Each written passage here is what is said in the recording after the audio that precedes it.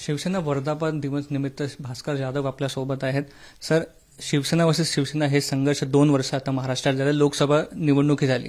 आजचा वर्धापन दिवस जे आहेत आणि त्यात जी सूचना होणार येणाऱ्या विधानसभेसाठी काय प्लॅन?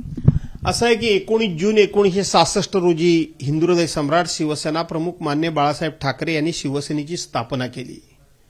संपूर्ण आयुष्यभर शिवसेना प्रमुखांनी कोणतेही शासकीय पद घेतलेलं नाही, पण शासकीय पद न घेता सुद्धा ज्या वेळेला शिवसेना प्रमुखांचा स्वर्गवास झाला, ते स्वर्गवासी झाले, त्यांना देवाज्ञा झाली, त्यावेळेला त्यांचा अंत्यविधी झाला, त्यावेळेला देशाच्या पंतप्रधानांना किंवा राष्ट्रपतींना जी शासकीय सलामी दिली जाते, 21 तोफांची सलामी दिली जाते, ती सलामी कुठल्याही शासकीय पदावर नसणारा माणसाला मिळते, ते म्हणजे आमचे शिवसेना प्रमुख मान्य बाळासाहेब ठाकरे।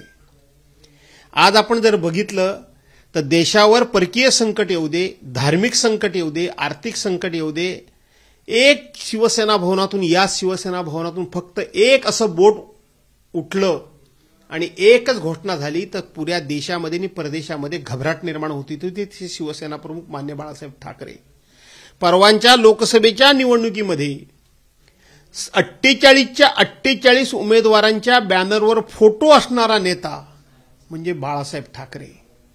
भाजपाने सांगितलं मागच्या वेळेला की नरेंद्र मोदींचे फोटो लावून तुम्ही तुमचे खासदार निवडून आणलेत। या वेळेला आम्ही नरेंद्र मोदींचा फोटो लावलेला नव्हता, पण भाजपाला मात्र बाळासाहेबांचा फोटो लावावा लागला। एकनाथ शिंदेना लावावा लागला, राष्ट्रवादीनं लावला, काँग्रेसने लावला, अजित पवार गटाने लावला, सर्वांनी लावला। मग याचा अर्थ असा आहे की बाळासाहेब ही केवळ व्यक्ती होती असं नाही, तर तो एक विचार होता। आणि तो विचार 58 विचार ज्यांनी 19 जून 1966 साली दिला, त्याला आज 58 वर्ष पूर्ण होत आहेत।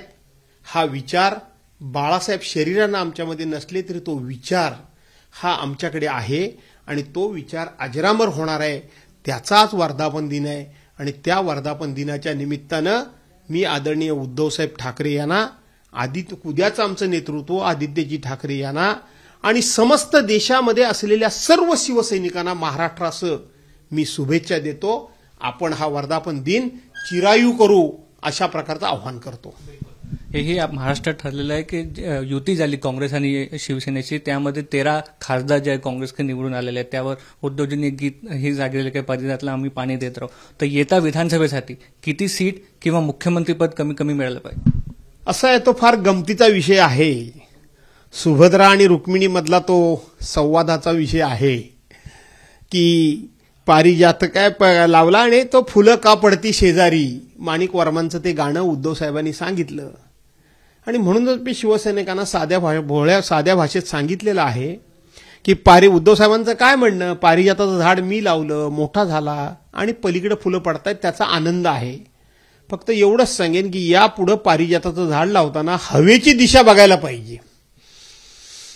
झाड जसं वाढत जातं तसं हवा कुठल्या दिशेने येते तसं ते थोडं कलत जातं, कलतं, आणि म्हणून झाड लावत असताना हवा कुठल्या दिशेला आहे ही विधानसभेच्या निवडणुकीमध्ये आमचे उद्धवसाहेब बघतील आणि बघावं अशी माझी अपेक्षा आहे। आता लोकसभेनंतरच खुदबुद सुरू झाली आहे की जे गेले ते परत येणार, जे गेले ते परत येणार, यावर कार्यकर्त्यांच्या नेत्यांवर काय परिणाम दिसत आहेत? राष्ट्रवादीच्या संदर्भात हा प्रश्न सुरू आहे, शिवसेनेच्या संदर्भात प्रश्न सुरू। मी सर्वसाधारणपणे माझ्या मर्यादेच्या बाहेर कधी बोलत नसतो। कोण येतील कोण जातील नाही हे सर्व पक्षप्रमुखांनी निर्णय घ्यायचा आहे, आम्ही नाही।